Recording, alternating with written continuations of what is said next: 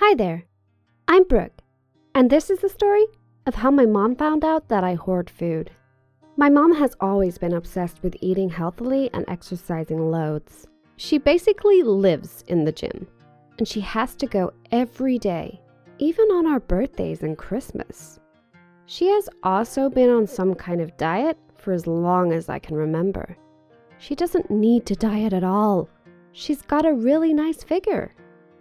She says that she's not on a diet and that she hates diets, but she won't eat gluten, wheat, dairy, red meat, or refined sugar. So I'm not really sure how that can be called a diet.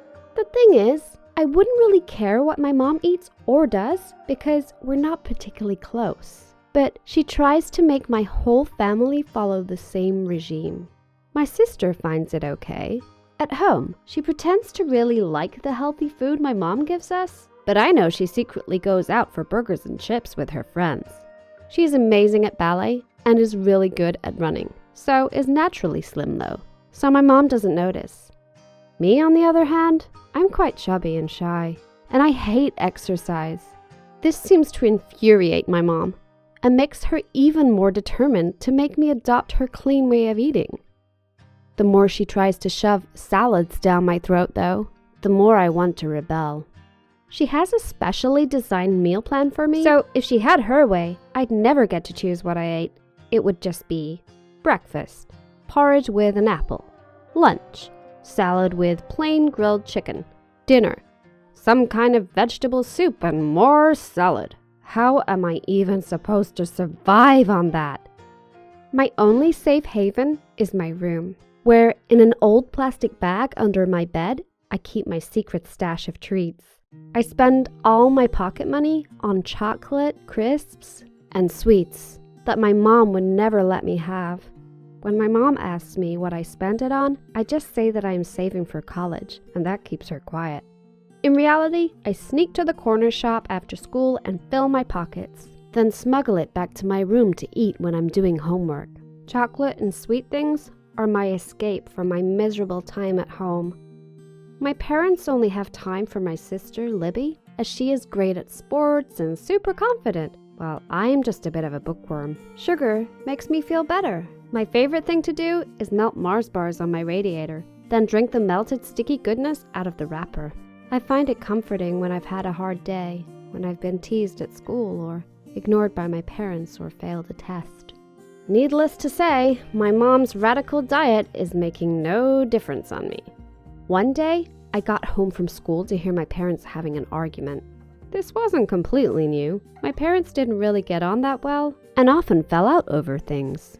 I was just heading upstairs, dreaming about my melted Mars bar, when I heard what they were arguing about. I heard my mom say something about finding 20 Mars bars. Uh-oh. I was in trouble. I dashed upstairs, and to my horror, the plastic bag had gone. I groaned. I was going to be in so much trouble. Chocolate was the only thing that made me feel better. It was all I had. Tears started running down my face, and I sat down with my back against the door, trying not to imagine the life of salad and plain grilled chicken that was waiting for me. Soon, I heard a knock on the door. It was my mom. I pretended not to have heard her. She went away, but came back an hour later, and then an hour after that. Eventually, 4 hours later, I was actually pretty starving, so I relented and opened the door when she knocked.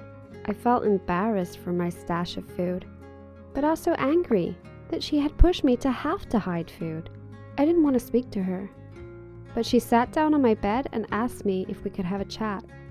My mom was not one for heart-to-hearts, especially not with me, so I wasn't sure what she was going to say. Probably telling me off about my hoarding, telling me I was going to get diabetes from the amount of sugar I was eating, that the diet she put me on was for my own good. But she didn't. Instead, she started crying. I was shocked. This was the last thing I expected. I couldn't see why it was something she needed to cry about. Was it that big a deal that I wasn't following her diet? I can't believe I've pushed you to hiding food, Brooke. What sort of person must I be? Why didn't you just talk to me? I mumbled something non-committal in reply, not wanting to admit that I didn't think she was very approachable.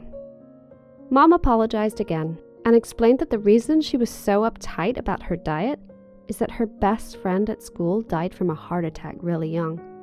And my mom promised she would do everything she could to not go through that again. But she admitted that she had let it get way too far. Consumed by her grief and obsession over protecting us, she had stopped actually being a good mother to us. She said she could see now that she needed to relax more. She asked me if we could make a deal. I would stop hiding food if she promised to be there to talk about anything bothering me. Half skeptical and half desperately wanting to believe it was true, I agreed. It's now been 3 weeks since we talked. My mom is unrecognizable. She is more friendly and caring than she's ever been. We decided to compromise on the healthy food front, her agreeing to buy some treat foods, and me agreeing to try to eat less sugary snacks. We can actually eat carbs now. And actually, I think we're healthier than ever. I have much more energy now, and I'm not sure it's because of the food or because I'm happier generally. It's probably a bit of both, really. But I've learned to try to speak about how I'm feeling more, and that food is never a good way to escape from the world. And my mom has also learned that talking to each other is way better for your health than any amount of healthy eating. Have you ever had a secret stash of something? Please share your opinions or stories in the comments section below.